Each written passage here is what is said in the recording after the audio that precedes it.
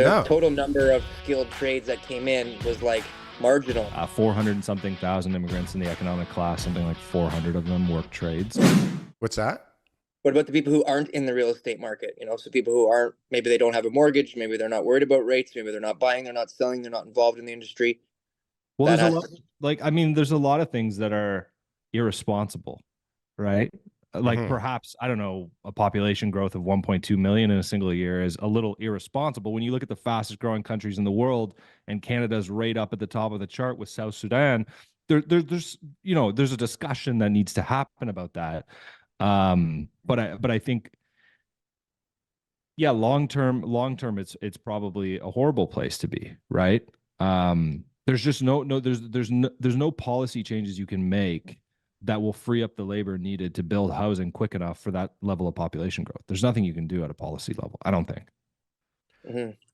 The total number of skilled trades that came in was like marginal, right? Was that something that you did, Jordan?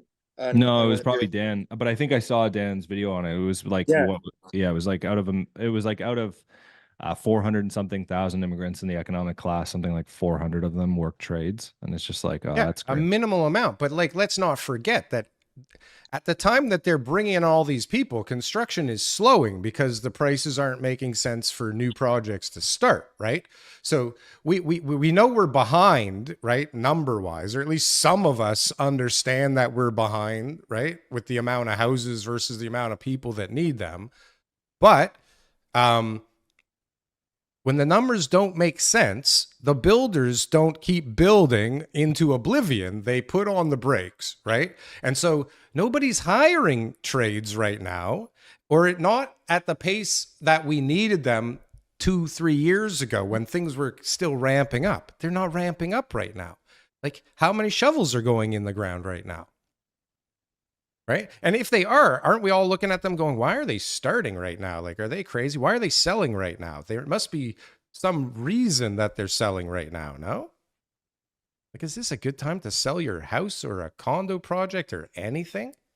It's not, but like, look, we're already seeing that. Like, shouldn't you be holding off? It's like, well, yeah, 14,000 units held off this year. That's half the market. Half of the pre-construction units that would normally launch did not. So 50% of developers said, no, we're not launching, right? So I think, like, the other 50%, there's reasons you have to launch, or there's reasons you launch that project instead of the other. So there's a reason that you go, you know what, we got a site in Hamilton and we got a site in downtown Toronto.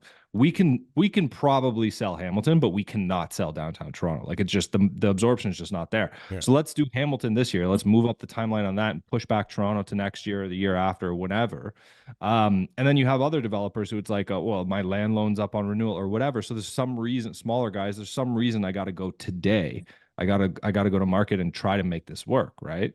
Not everybody can just afford to be like, that condo we were supposed to launch this year, let's push out 2 years. It's like, we have salaries to, like, we're developers, we have to develop. We're having those same issues in the resale market too, right? It's just, does it make sense for most people to sell right now? And the answer is no, right? You got to have a real reason to move. You got to have a real reason to, you know, make the transition. You got to have a lot of guts to do any type of move, to go from a, you know, condo to a detached or vice versa, right? You got to have a lot of guidance right now. And so that's why there's just less transactions overall. Hey guys, thanks for watching our clips channel. Why don't you go and check out some more clips? We got lots of other good content somewhere over here. Don't forget to like, comment, and subscribe. Boom. That was good. That was good.